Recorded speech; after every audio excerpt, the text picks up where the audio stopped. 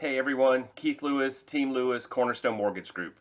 For this week's video, I wanted to send out kind of an old is new type video.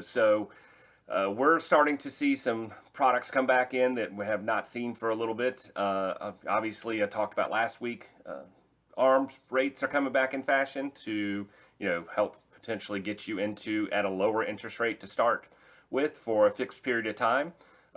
We've also seen more interest-only loans pop up, and now we've got the 2-1 buy down back as well, which is a loan where the seller actually has to pay for the additional costs, but it might help them from having to reduce the sales price of their house.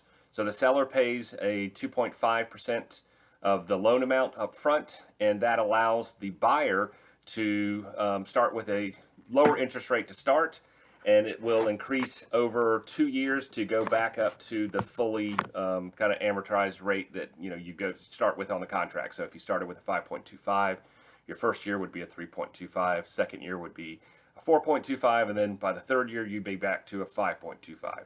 As we've mentioned before, we feel like with all of the information that's being kicked around about a potential recession, this could be a time that during that time period you'd be able to come back and refinance out of that higher interest rate to begin with. So it might be a great way to start and keep sellers from having to reduce their sales price. And on that point about recession and whatnot, we're seeing more and more information that we're trending in that direction. There's talk that the Fed is going to potentially raise their rate another 1% at the next meeting because of some of the higher than expected inflation data that just won't seem to go away. So I want to clarify again, that is not the straight up mortgage rates. In fact, the last time the Fed raised the largest it had in nearly 20 years, 0.75 points, interest rates actually went down. So they're not always directly correlated.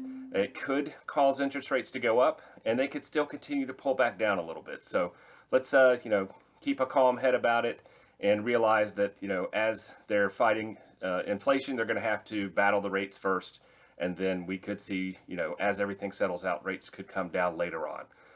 Hope everybody has a wonderful weekend. As always, who else can we help? Let us know if it's you.